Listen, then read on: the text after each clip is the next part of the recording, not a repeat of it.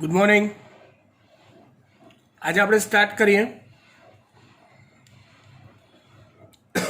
Reproduction યુનિટનું એક નવું ચેપ્ટર જેનું નામ છે પ્રાજનનિક સ્વાસ્થ્ય.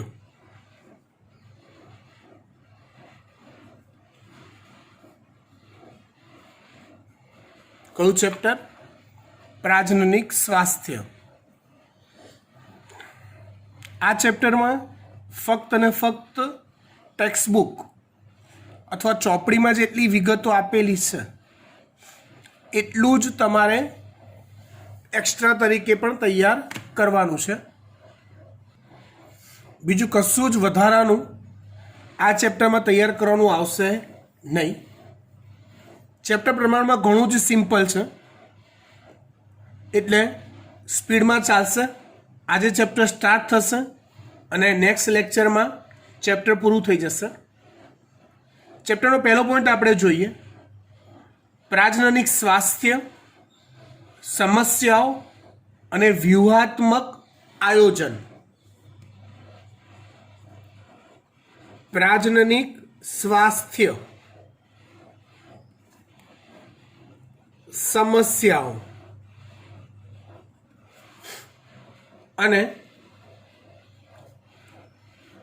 વ્યૂહાત્મક આયોજન. પ્રાજનનિક સ્વાસ્થ્ય, સમસ્યાઓ અને વ્યૂહાત્મક આયોજન. ભારત એ દુનિયાનો પ્રથમ દેશ છે કે જેણે પ્રાજનનિક સ્વાસ્થ્ય, એને સંબંધિત સર્જાતી સમસ્યાઓ,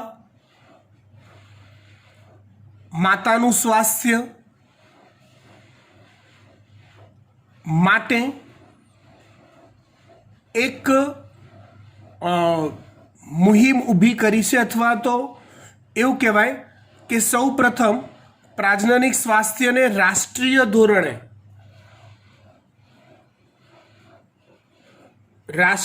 ધોરણે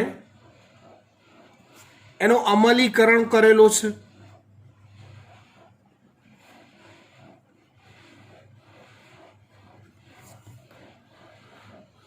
લગભગ એની શરૂઆત 1951 થી આપણા દેશમાં થઈ હતી.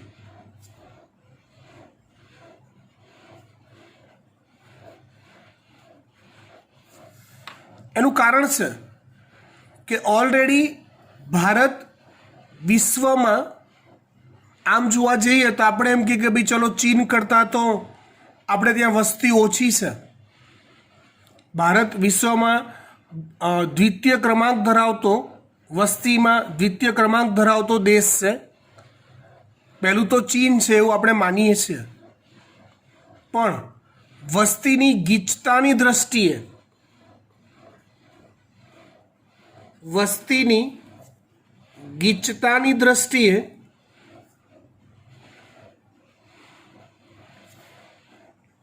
ભારત પ્રથમ દેશ છે. એકમ ક્ષેત્રફળ વિસ્તારમાં વસવાટ કરતા લોકોની ઓન એવરેજ સંખ્યામાં ભારત વિશ્વમાં પ્રથમ નંબરે આવે છે. એટલે વસ્તી ઘટાડવી,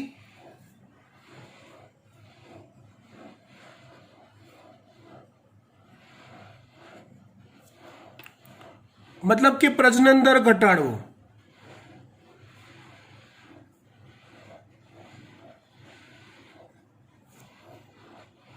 બીજું, માતા અને બાળક ના સ્વાસ્થ્યનું ની કાળજી લેવી.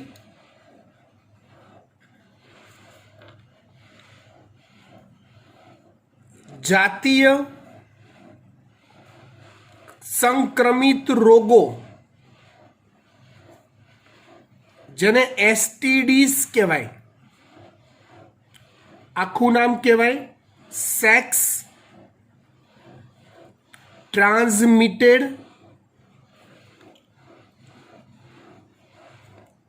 ડિસીઝ, એટલે જાતીય સંબંધોથી ફેલાતા રોગો, એઇડ્સ બાબતે લોકોમાં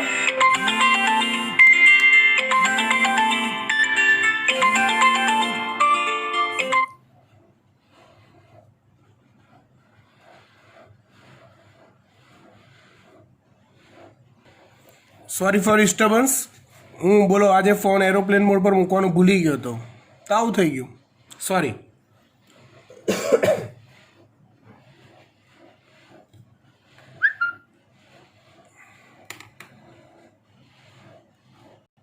નાવ ઇટ્સ ઓકે. વસ્તી ઘટાડવી એટલે કે પ્રજનન દર ઘટાડવો એ ભારત માટે સૌથી મોટી સમસ્યા છે. એનું નિવારણ લાવવું બહુ જરૂરી છે આપણા દેશ માટે. માતા બાળકના સ્વાસ્થ્યની કાળજી લેવી. હવે જો વસ્તી દર વધુ હોય એટલે પ્રોબ્લેમ શું થાય? બાળકો ઉત્પન્ન થતા જાય, પણ ઉત્પન્ન થયેલા બાળકોનું સ્વાસ્થ્ય પૂરેપૂરું જળવાતું ના હોય. આ તો આપણે સિટી વિસ્તારમાં, એક અર્બન વિસ્તારમાં રહીએ છીએ, એટલે ત્યાં ક્યાંક થોડીક જાગૃતિ ફેલાયેલી છે. આપણે લોકો એજ્યુકેટેડ છીએ. ઇવન તમે હાલ ભણી રહ્યા છો, તમે હાલ એજ્યુકેશન મેળવી રહ્યા છો, તો તમારા એજ્યુકેશનની અંદર પ્રાજનનિક સ્વાસ્થ્યનો ઉલ્લેખ કરેલો છે. એટલે તમને એ નોલેજ આપી દેવામાં આવે છે. પણ જે લોકો પૂરતી એજ્યુકેશન નથી લેતા, બરાબર, પછાત વિસ્તારમાં વસવાટ કરે છે, એને આ બધી બાબતો પર કશું નોલેજ હોતું નથી. અને ભારતની મોટાભાગની વસ્તી આવા વિસ્તારોમાં વસવાટ કરે છે. એટલે માતા અને બાળકનું સ્વાસ્થ્ય જળવાવું પણ એટલું જ જરૂરી છે. જાતીય સંક્રમિત રોગો, STDs, સિફિલિસ, ગોનોરિયા, એઇડ્સ, આ બધા STDs કહેવાય કે જાતીય સંબંધોથી રોગો ફેલાતા હોય એવા. તો આવા રોગોથી બચવા માટે શું કરવું એનું પણ લોકોને જ્ઞાન આપવું જરૂરી હોય છે. તો આ બધી બાબતોમાં લોકોમાં જાગૃતિ લાવવાનો હેતુ છે. કોનો? તો કે પ્રાજનનિક સ્વાસ્થ્યનો. આવા જે કાર્યક્રમો હોય, આવા કાર્યક્રમોને કુટુંબ નિયોજન,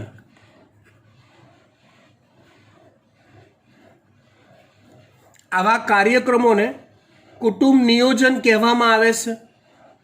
જેની શરૂઆત આપણા દેશમાં થઈ, ભારતમાં સૌ પ્રથમ વખત દુનિયામાં, કેમ કે જરૂર એને જ પહેલી હતી માટે 1951થી એની શરૂઆત થઈ. શેની? કુટુંબ નિયોજનની. હવે જ્યારે તમે કોઈ ચોક્કસ પ્રકારની સિસ્ટમ એપ્લાય કરો, જેમ કે ભારત સરકારે 1951ની સાલથી કુટુંબ નિયોજન નામનું એક યુનિટ ચાલુ કર્યું. આ યુનિટમાં સરકારી તેમજ બિન સરકારી,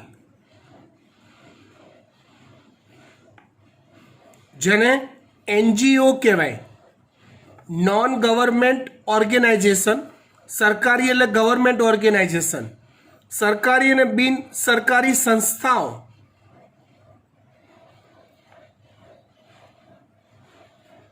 બોલો પેન ખલાસ થઈ ગઈ. સરકારી તેમજ બિન સરકારી સંસ્થાઓ આ પ્રોજેક્ટમાં સંકળાય છે. જો કુટુંબ નિયોજન એક પ્રોજેક્ટ છે, આમાં કેવું હોય કે સરકાર કોઈપણ એક ચોક્કસ પ્રોજેક્ટ માટે એના એન્યુઅલ બજેટમાંથી પહેલું કામ સરકાર આ કરે કે પહેલાં કોઈ ચોક્કસ પ્રકારના પ્રોજેક્ટની જાહેરાત કરે. એ પ્રોજેક્ટની જાહેરાત કર્યા પછી એનું જે વાર્ષિક બજેટ હોય, વાર્ષિક બજેટ એટલે તમને ખબર હશે કે કઈ બાબતમાં કેટલા રૂપિયાનો સરકાર ખર્ચ કરશે. તો ચોક્કસ પ્રકારનું ફંડિંગ સરકાર કરે. એ ફંડિંગનો ઉપયોગ કરી સરકારી તેમજ બિનસરકારી સંસ્થાઓ એ પ્રોજેક્ટ પર, જેમ કે અહીંયા કુટુંબ નિયોજન પ્રોજેક્ટ છે, તો એનો ફેલાવો મહત્તમ લોકો સુધી થાય, મહત્તમ લોકોમાં એની જાગૃતિ આવે, એના માટેના એ પ્રયત્નો કરે. એ પ્રયત્નો કરવા માટે દ્રશ્ય, શ્રાવ્ય, છાપકામ કે પ્રચાર પ્રસાર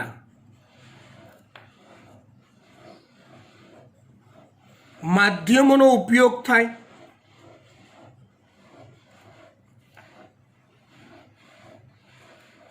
જેનાથી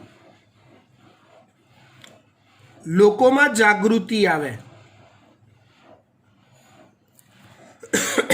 જો આમાં કેવું હોય કે સરકારે ફંડિંગ ડિક્લેર કરી દીધું, સરકારી અને બિનસરકારી સંસ્થાઓ એ પોતપોતાની એફર્ટ્સ લગાવે. દ્રશ્ય એટલે જોઈ શકાય એવી જાહેરાતો, સાંભળવાની હોય એવી રેડિયો પર આવતી જાહેરાતો હોય, હા, રેડિયો પર આવતી જાહેરાતો હોય કુટુંબ નિયોજન માટેની. છાપકામ એટલે ક્યાંક ને ક્યાંક તમે રોડ પર જોતા હો તો કોઈક જગ્યાએ પોસ્ટર્સ મારેલા હોય, કોઈક મોટી સાઇનબોર્ડ ટાઈપની જાહેર ખબર લગાવેલી હોય કુટુંબ નિયોજન માટેની.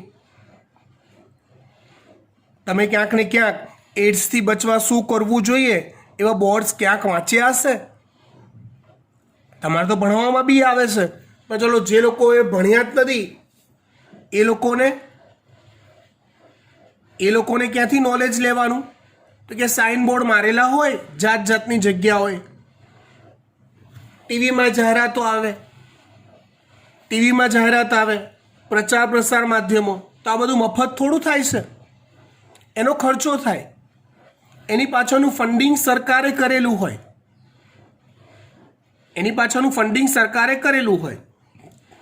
હવે જે પ્રોજેક્ટ માટે પૈસા ખર્ચાયા હોય એનું આઉટપુટ મળે છે કે નહીં એ બી જોવું જરૂરી છે. બાકી ખાલી ખર્ચા થયા કરે, આઉટપુટ ના મળે તો એ ખર્ચા વ્યર્થ કહેવાય ને. ખ્યાલ આવે છે વાત? માટે આપણા દેશમાં કેટલાય દાયકાઓથી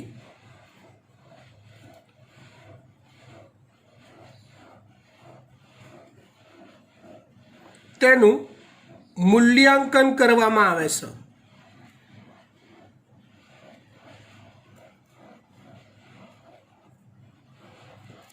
મૂલ્યાંકન કરવામાં આવે છે મતલબ શું?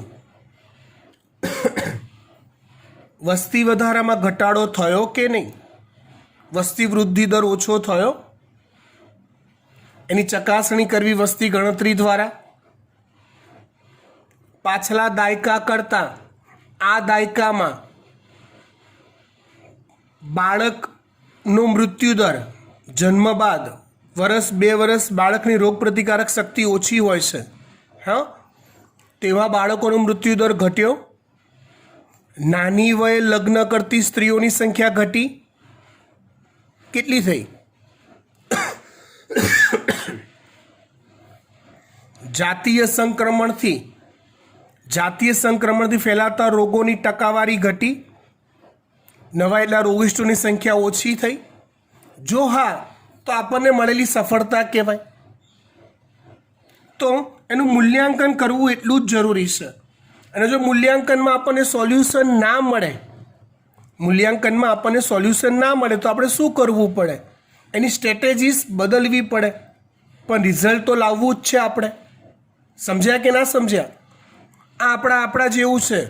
સમજો, માતા પિતા ફી ભરે છે, મતલબ કે ઇન્વેસ્ટ કરે છે એક પ્રોજેક્ટ પાછળ. પ્રોજેક્ટ શું? તો કે માય ચાઇલ્ડ બેસ્ટ ફ્યુચર, એ પ્રોજેક્ટનું નામ છે. એ પ્રોજેક્ટને ફૂલફિલ કરવા માટે તમારા માતા પિતાએ અમારા જેવા શિક્ષકોને પૈસા આપીને હાયર કરેલા છે. એટલે અમે કંઈક ને કંઈક ગતકડા કર્યા કરીએ છીએ. પછી મૂલ્યાંકન કરીએ, પરીક્ષા લઈએ, હોમવર્ક ચેક કરીએ. અમુક લોકો હોમવર્ક એક વાર લખે, અમુક લોકો ના લખે, અમુક લોકોને ઇન્ટરનેટના ઇસ્યુ આવે. એમ કરતાં સમાધાન કરી રસ્તો કાઢીને કેમ કરતાં રિઝલ્ટ મળે, જેને મૂલ્યાંકન કર્યું કહેવાય. સમજી ગયા વાત? ફાઇન. આગળ વાત કરીએ.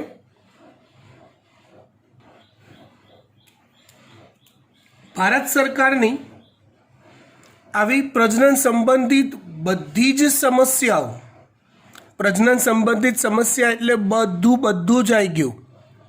નાની વયે માતા બનવું, પ્રજનન સંબંધિત સમસ્યાઓ જેનાથી આપણો દેશ પીડાઈ રહ્યો છે,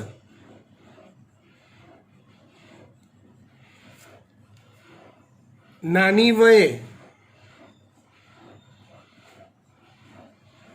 માતા બનવું, બરાબર. પછી બાળ મૃત્યુ, પછી જન્મદર પર નિયંત્રણ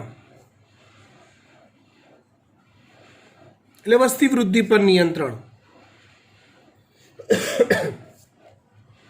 પછી ઓલું તમને જો ખ્યાલ હોય તો માદા ગર્ભનો નાશ કરવો અથવા ગર્ભપાત કરાવવો, જેને આપણે સ્ત્રી ભ્રૂણ હત્યા કહીએ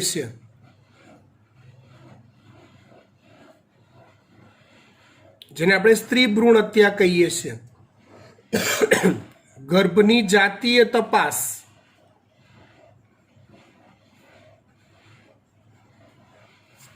ગર્ભની જાતીય તપાસ કરાવવી, બરાબર. કે ગર્ભાશયમાં વિકસતો ગર્ભ નર છે કે માદા, એનું કન્ફર્મેશન લેવું. પછી વિવિધ જાતીય રોગોનો ભોગ બનવું,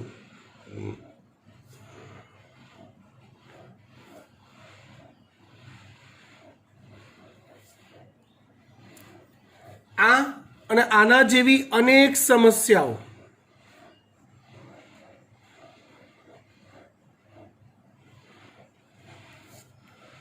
સામે લોકોમાં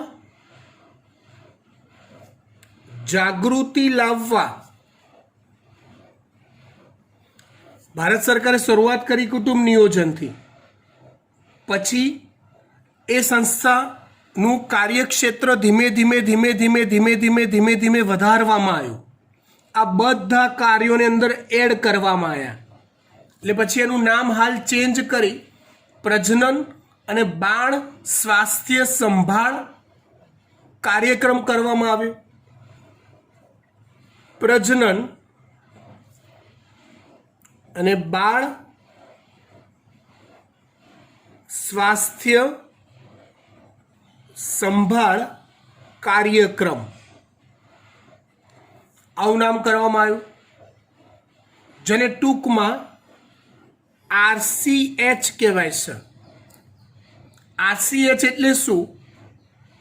તો કે રિપ્રોડક્ટિવ, પ્રજનન એટલે રિપ્રોડક્ટિવ, બાળ એટલે ચાઇલ્ડ, સ્વાસ્થ્ય એટલે હેલ્થ કેર,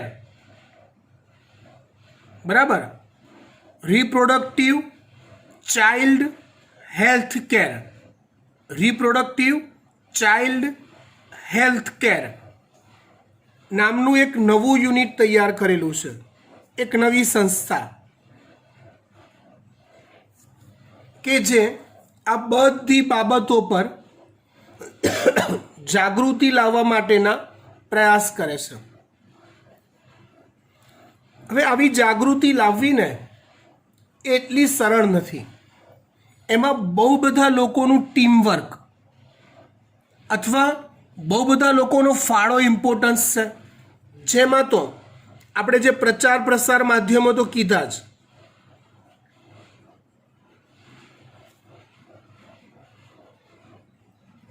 આપણે સ્પેશિયલ આનું નોલેજ લેવા માટે ટાઈમ નથી ફાળવતા.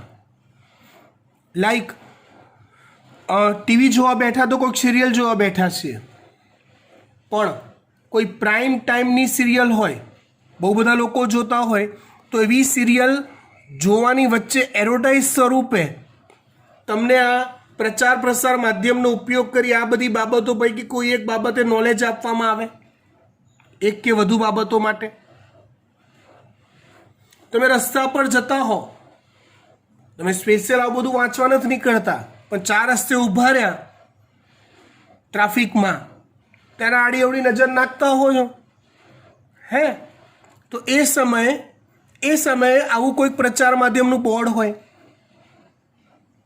એજ્યુકેશનની અંદર તમે ભણી રહ્યા છો તો આ ચેપ્ટર જો હું તમને એમ કહી દઉં કે એવી પરીક્ષામાં પૂછાવાનું નથી, નહીં બોર્ડમાં કે નહીં નીટમાં, ખાલી તમારા નોલેજ માટે છે, તો મારી ગેરંટી સ્પેશિયલ નોલેજ લેવા માટે તમે આ ચેપ્ટરમાં ધ્યાન ના આપો. એટલે આનો એક અભ્યાસક્રમની અંદર પણ સમાવેશ કરેલો છે. એટલે પ્રચાર પ્રસાર માધ્યમો સિવાય પણ અન્ય ઘણી સમાજની વ્યક્તિઓ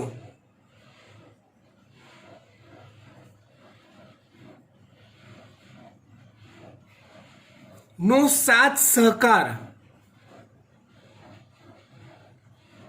હોવો અનિવાર્ય છે.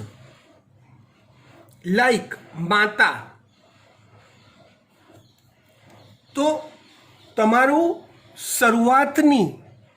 શરૂઆતની કાળજી તમારી માતા લેશે, તમારા પિતા લેશે, પેરેન્ટ્સ.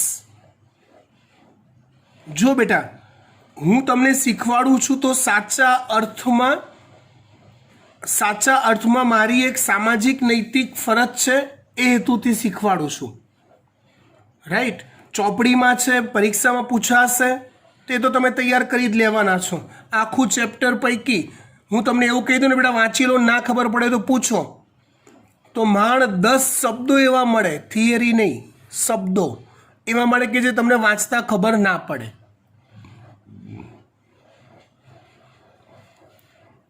એટલે માતા પિતા, સમજાવું વાત, આ સમાજની એવી વ્યક્તિઓમાં મારો બી સમાવેશ છે.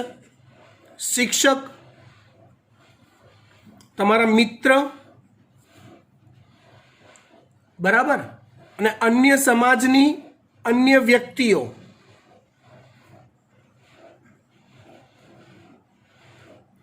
નો સહકાર મળવો અનિવાર્ય છે.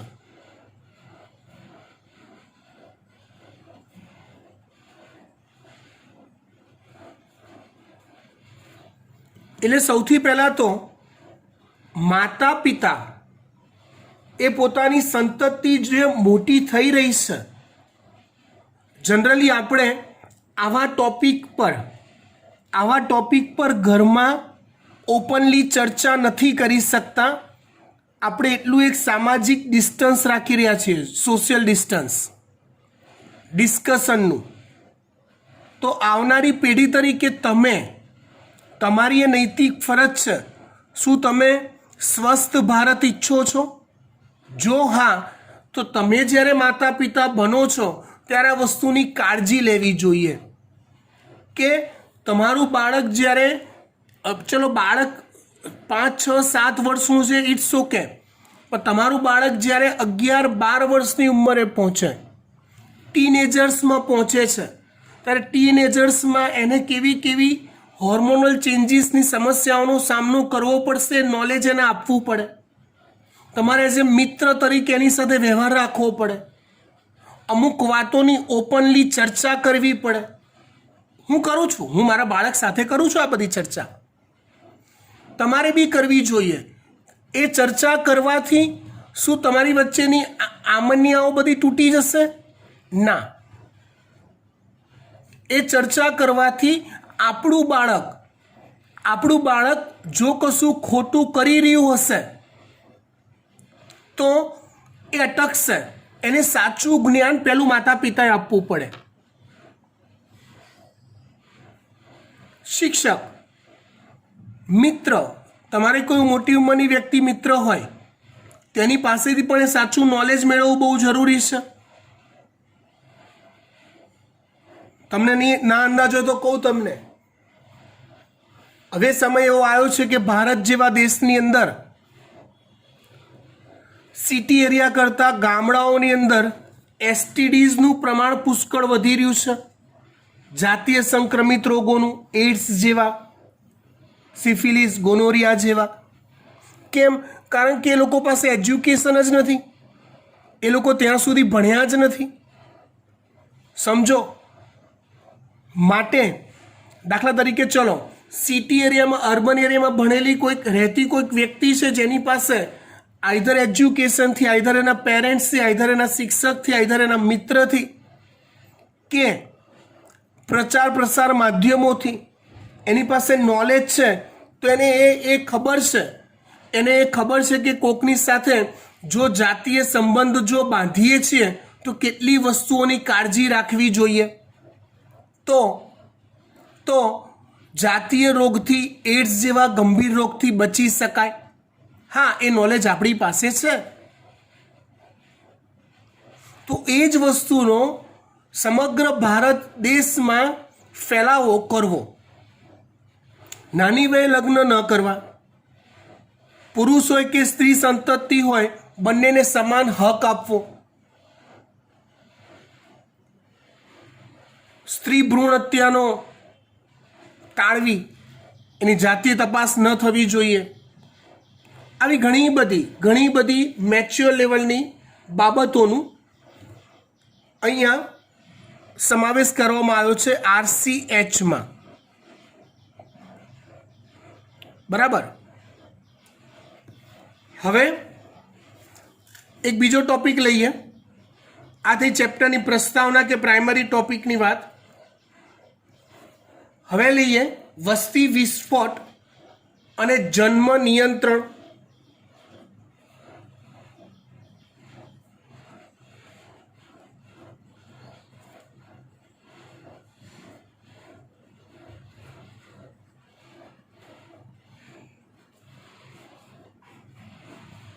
વસ્તી વિસ્ફોટ અને જન્મ નિયંત્રણ.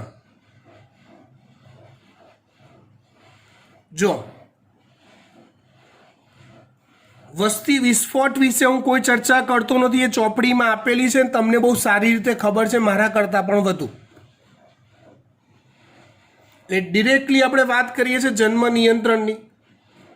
શું સમસ્યાઓ સર્જાઈ રહી છે એ પણ તમને ખબર પડશે જ બેટર. તો જન્મ નિયંત્રણમાં સૌથી પહેલા લગ્નની ચોક્કસ વય,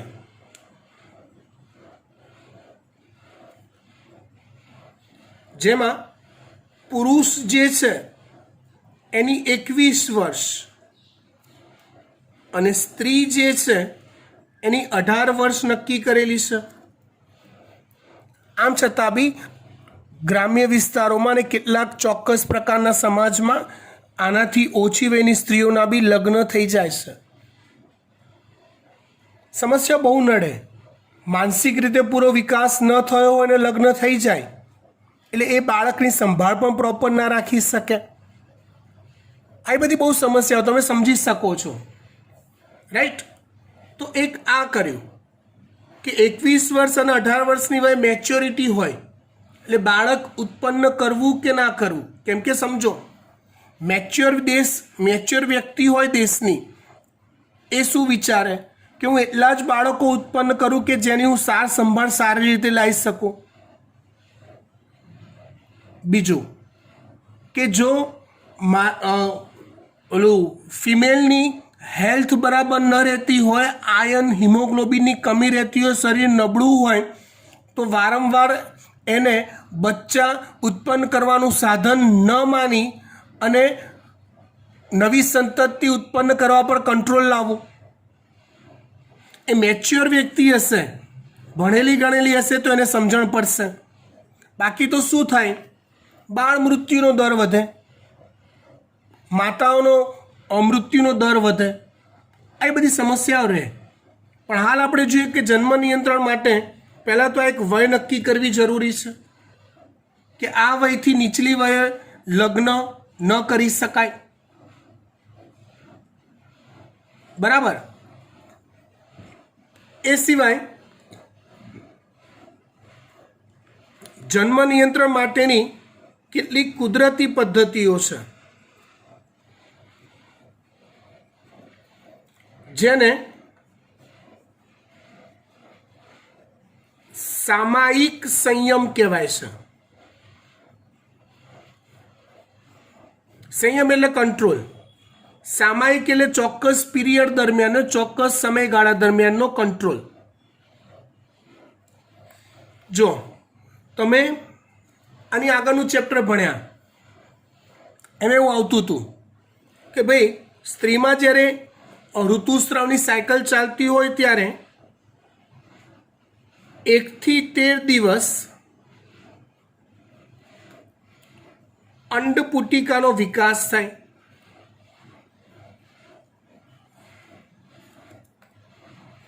14મા દિવસે અંડપાત થાય અને 15 થી 28 દિવસ એ લ્યુટિયલ તબક્કો કહેવાય. તમને યાદ હશે. તો ઓન એવરેજ 14મા દિવસે અંડપાતની પ્રક્રિયા થાય છે. એટલે શું કરવાનું હોય? શું કરવાનું હોય? તો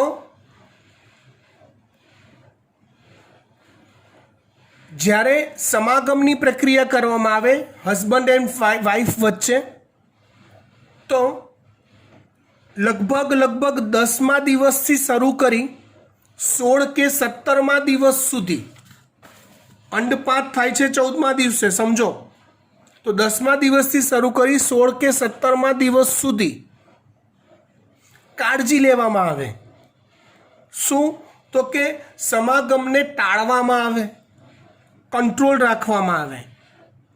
કેમ કે મોટે ભાગે અંડપાતની ક્રિયા 14મા દિવસે થતી હોય, હોર્મોનલ પ્લસ માઇનસ હોય તો 2-4 દિવસ ઉપર ને 2-4 દિવસ નીચે લઈ લીધા. એ ટાઈમમાં સમાગમની પ્રક્રિયાને ટાળી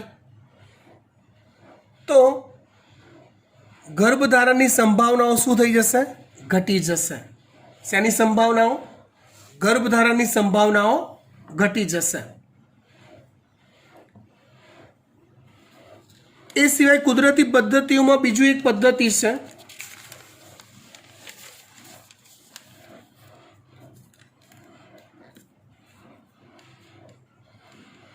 બાહ્ય સ્ખલન અથવા સંવહન અંતરાલ. જેમાં શું કરવામાં આવે તો કે જેની અંદર સમાગમ દરમિયાન પુરુષ કંટ્રોલ રાખીને જ્યારે વીર્ય ત્યાગનો સમય આવે છે ત્યારે પોતાના શિશ્નને માદાના યોનિ માર્ગની બહાર કાઢી વીર્ય સ્ખલન બહાર કરે છે. વીર્ય સ્ખલન જ જો શરીરની બહાર થતું હોય, માદાના યોનિ માર્ગની બહાર, તો ગર્ભધારણની સંભાવના રહેતી નથી. બરાબર. જેનાથી વીર્ય સેચન શબ્દ એવો છે, વીર્ય સેચન, જેનો અર્થ થાય છે યોનિ માર્ગમાં વીર્યનું ત્યજાવું.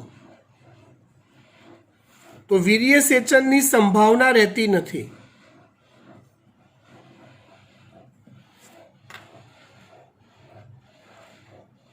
આ સિવાય ત્રીજી પદ્ધતિ છે, એક ઘટના છે, પદ્ધતિ જ કહેવાય પણ એક ઘટના, જેને કહેવાય છે દુગ્ધ સ્ત્રવણ એમેનોરિયા. દુગ્ધ સ્ત્રવણ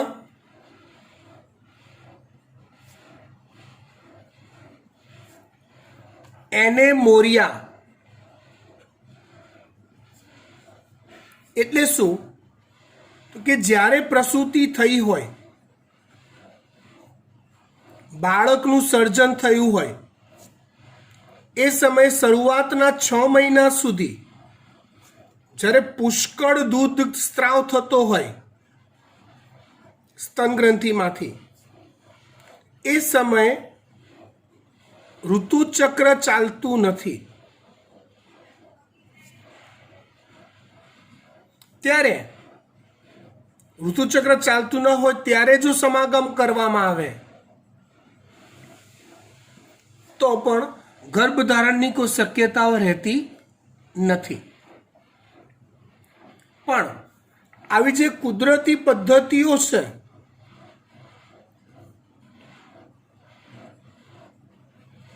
એ સંપૂર્ણ સલામત હોતી નથી.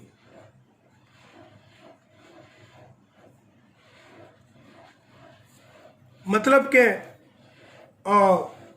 ઘણીવાર એમાં ભૂલચૂક થઈ જતી હોય ને જેના કારણે ગર્ભધારણ થવાની સંભાવનાઓ રહેતી હોય છે.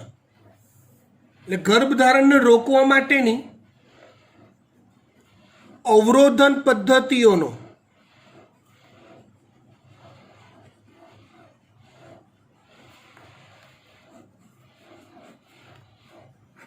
મહત્તમ ઉપયોગ થાય છે. ગર્ભધારણ થતું રોકવા માટેની અવરોધન પદ્ધતિઓનો મહત્તમ ઉપયોગ થાય છે. આ પદ્ધતિઓનો મેઇન સિદ્ધાંત છે. શું સિદ્ધાંત છે? તો કે શુક્રકોષો અને અંડકોષને એકબીજાના સંપર્કમાં આવતા અવરોધવા, ટેકનિકલી અલગ અલગ પ્રકારે બંને ભેગા જ ના થાય એવી વ્યવસ્થા ગોઠવી દેવી, જેને અવરોધન પદ્ધતિઓ કહેવાય છે. જેમાં સૌથી સામાન્ય પદ્ધતિ છે નિરોધ.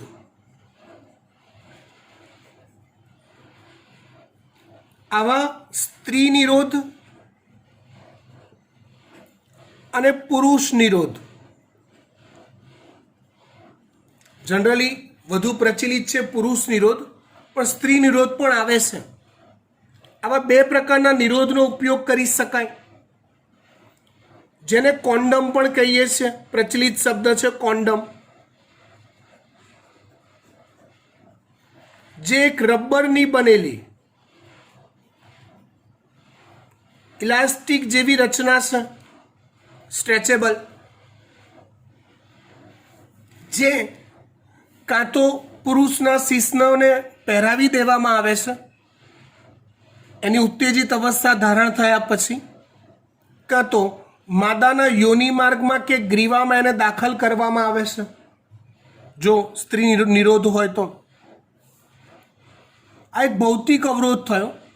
એટલે જ્યારે વીર્ય સ્ખલન થાય છે તો ત્યજાયેલું વીર્ય નિરોધના રબરની અંદર રહે છે,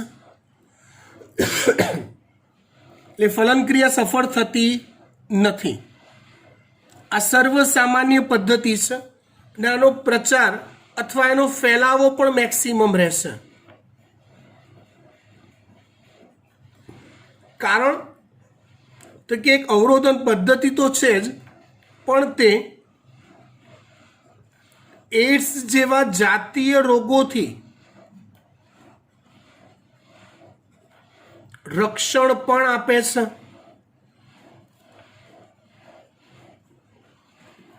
એડ્સ જેવા જાતીય રોગોથી તે રક્ષણ પણ આપે છે અને માટે નિરોધ અથવા કોન્ડોમનો વપરાશ વધતો જાય છે. આની બીજી ખાસિયત એ છે કે એવી અવરોધન પદ્ધતિ છે કે જેનો ઉપયોગ, એનો પ્રેક્ટિકલ ઉપયોગ આપણે જાતે કરવાનો છે, એટલે અન્ય કોઈ વ્યક્તિ આ જાણી શકતી નથી, અથવા તો એની ગોપનીયતા, ખાનગીપણું મેન્ટેન રહેશે, એટલે માટે નિરોધનો ઉપયોગ મહત્તમ થઈ રહ્યો છે. આગળ વાત કરીએ આવી બીજી અવરોધન પદ્ધતિઓનો, જેમાં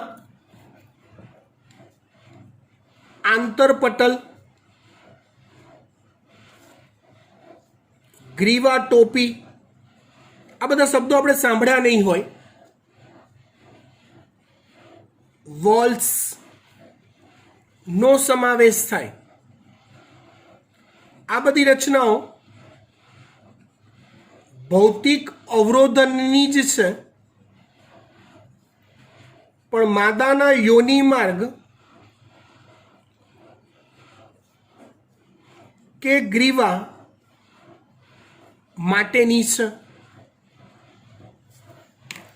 જો ઘણીવાર એવું હોય કે કોન્ડોમનો ઉપયોગ કરવો એ પુરુષ માટે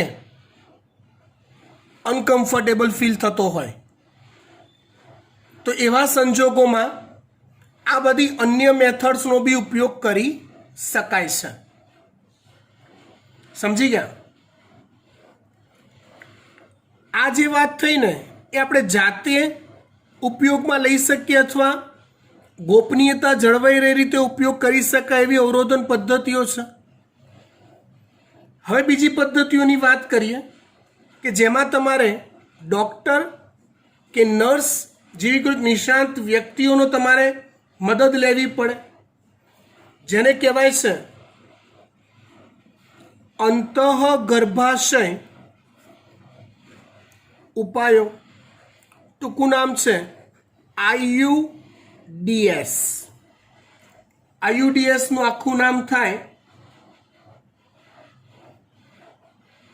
IUDS નું આખું નામ થાય ઇન્ટ્રા યુટેરિન ડિવાઇસ. અંતઃગર્ભાશય ઉપાયો, જેની અંદર અલગ અલગ પ્રકારના ઉપાયોનો સમાવેશ થાય છે, જેમાં સૌથી પહેલા આવે છે બિન ઔષધીય IUDS. One type of A T હોય છે, આવી ટી શેપની રચના કે જે ડૉક્ટર દ્વારા સ્ત્રીના ગ્રીવાના અને યોનિ માર્ગના જોડાણ સ્થાનના વિસ્તારે એક આવી ટી આકારની રચના હોય એને સ્થાપિત કરી દેવામાં આવે છે. પર્પઝ અવરોધનનો છે. આ બિનઔષધીય છે. બિનઔષધીય એટલે કોઈ પણ જાતના રસાયણો મુક્ત ન કરતી રચના છે, ખાલી ભૌતિક અવરોધ રહે. એટલે નરનું વીર્ય જો માદાના યોનિ માર્ગમાં ત્યજાયું હોય તો આ ટી આકારનો અવરોધ છે એ શુક્રકોષોને ગર્ભાશય અને અંડવાહિનીના વિસ્તાર સુધી જતા રોકી લેશે ભૌતિક રીતે. પણ આ પદ્ધતિ છે થોડીક રિસ્કી છે, રાઈટ? એ સહેજ પણ ખસી ગયું હોય, કેમ કે આ એક કુદરતી ઘટના છે, સહેજ પણ ખસી ગયું હોય તેવા સંજોગોમાં શુક્રકોષો અંદર દાખલ થઈ શકે ગર્ભાશય સુધી અને યોનિ માર્ગથી આગળ અંડવાહિની સુધી પહોંચી શકે છે.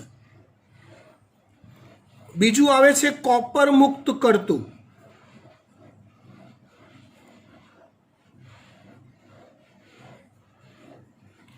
IUDS.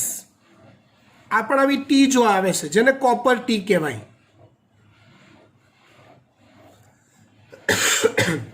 આ IUDS સતત કોપર આયનો મુક્ત કરે છે. હવે આનો ફાયદો, આ ટી શેપ એ ભૌતિક અવરોધ તો આપે જ છે, વીર્ય અને શુક્રકોષોને આગળ જતા તો રોકે જ છે, પ્લસ કોપર આયનો મુક્ત કરે. કોપર આયનો મુક્ત કરે એટલે શું થાય? યોનિ માર્ગનું કે ગ્રીવાનું જે પ્રવાહી છે એની પીએચ બદલાય અને બદલાયેલી પીએચમાં શુક્રકોષો ટકી ના શકે, મૃત્યુ પામે. એટલે આ ભૌતિક તેમજ રાસાયણિક એવા બંને અવરોધોનું કામ કરે છે.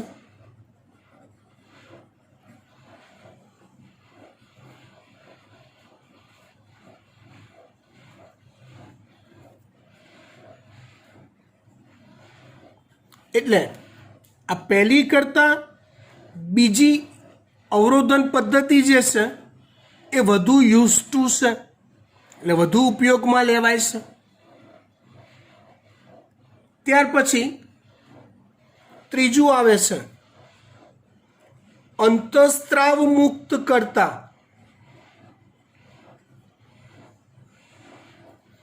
IUDs, કે જે કાં તો પ્રોજેસ્ટેરોન અથવા પ્રોજેસ્ટેરોન પ્લસ ઇસ્ટ્રોજન આવા અંતઃસ્ત્રાવ મુક્ત કરતા હોય, અને એ પણ ગર્ભ અવરોધન માટે સક્સેસફુલી કામ કરે છે. પણ આવા અંતઃસ્ત્રાવ મુક્ત કરતા જે IUDs છે એ ક્યારેક હોર્મોનલ ડિસઓર્ડર અથવા તો એની કોઈક આડઅસર શરીરમાં આપતા હોય છે. એટલે આ ત્રીજી પદ્ધતિનો ઉપયોગ પણ પ્રમાણમાં ઓછો થાય છે. મેક્સિમમ ઉપયોગ થાય છે કોપર ટીનો. ખબર પડી? એ સિવાય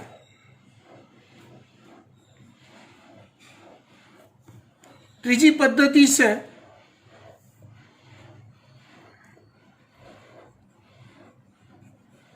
બાહ્ય પદ્ધતિઓ, જેમાં પિલ્સનો સમાવેશ થાય છે, ગોળીઓ,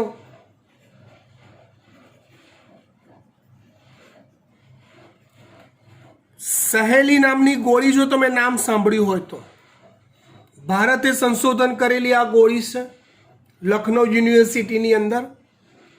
આ સહેલીનો ઉપયોગ પણ કરી શકાય છે. ચોક્કસ અંતઃસ્રાવો ધરાવતી આ પ્રોજેસ્ટેરોન ઇસ્ટ્રોજન યુક્ત અંતઃસ્રાવ ધરાવતી આ ગોળીઓનો ઉપયોગ જો કરવામાં આવે મુખ દ્વારા તો ગર્ભ ધારણ થતું રોકી શકાય છે. એ એવા હોર્મોનલ ચેન્જીસ લાવે કે જેનાથી અંડપાત જ ન થાય. અંડપાત જ ન થાય તો ફલન થઈને ગર્ભધારણ થવાની કોઈ શક્યતા જ નથી આવતી. એ સિવાય ઇન્જેક્શન પદ્ધતિઓનો બી ઉપયોગ થાય છે. આ જ અંતઃસ્રાવને ઇન્જેક્શનથી આપવામાં આવે, જેની લાયબિલિટી આ ગોળીઓ કરતાં વધારે હોય છે. સીધી વાત છે ને, તમે કોઈક ટ્રીટમેન્ટ માટે ગોળીઓ લો ને કોઈક ટ્રીટમેન્ટ માટે તમે ત્વચાની નીચે ઇન્જેક્શન મુકાવો તો ઓબ્વિયસલી ઇન્જેક્શનની ઇફેક્ટ જલ્દી અને વધારે પ્રોપર થાય. બરાબર? એ સિવાય કેટલીક વિશિષ્ટ પ્રકારની પિલ્સ આવે છે જે અનનેચરલ અથવા તો અનિચ્છિત ગર્ભધારણને રોકે છે. માની લો કે સમહાઉ એક્સાઇટમેન્ટમાં કોઈ પણ જાતના અવરોધનનો ઉપયોગ કર્યા વગર જાતીય સમાગમ થઈ ગયો અને કોઇન્સિડન્સલી એવો ડર છે કે કદાચ ગર્ભધારણ થશે તો તેવી પિલ્સ આવે છે. મેડિકલ સ્ટોરમાં એવી પિલ્સ મળે કે જેની 2 કે 3 ગોળીના કોર્સથી પણ ગર્ભધારણ ન થાય અને નવી વસ્તી વધારાની જે સમસ્યાઓ છે એમાંથી આપણે આગળ નિવારણ પ્રાપ્ત કરી શકીએ. એ સિવાય ચોથી મેથડ છે નસબંધી. આનો ઉપયોગ સૌથી લાસ્ટમાં થાય છે.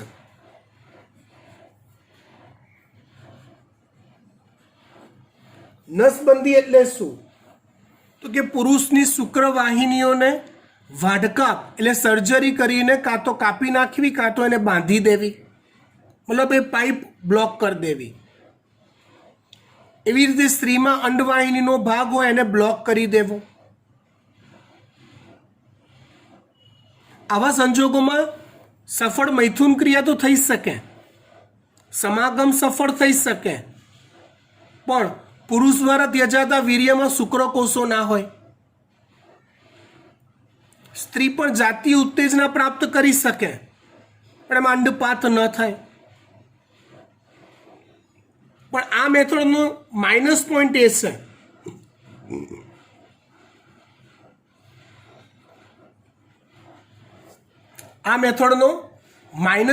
એ છે કે પછી જ્યારે તમે નસબંધી કરાયા પછી ફરીવાર એને તમે રીજોઈન કરો છો, મતલબ કે શુક્રવાહિની એકવાર તમે બાંધી દીધી પછી ફરી પાછું એને ખોલી નાખો છો તો ફરી પાછું કામ કરશે કે નહીં એ નક્કી હોતું નથી. અંડવાહિની એકવાર કાપી દીધી, હવે ફરીવાર એને જોઈન્ટ કરો છો તો ફરીવાર એ કાર્ય કરશે કે નહીં એ નક્કી હોતું નથી. મતલબ નસબંધી ત્યારે જ કરાવવી જોઈએ કે બસ હવે પછી એ મારે આખી જિંદગીમાં ગર્ભ ધારણ કરવાનો રહેતો નથી, એવા જ નવું બાળક મારે હવે ક્યારેય લાવવાનું રહેતું નથી, ત્યારે જ નસબંધી કરાવવી જોઈએ. બરાબર, સારું, આટલે સુધી રાખીએ છીએ. અડધું ચેપ્ટર થઈ ગયું છે. સૂચના, આનું જે હોમવર્ક છે એ હોમવર્ક તમારે ટેક્સ્ટબુકમાંથી કે મટીરિયલમાંથી 2 વાર કરવાનું છે.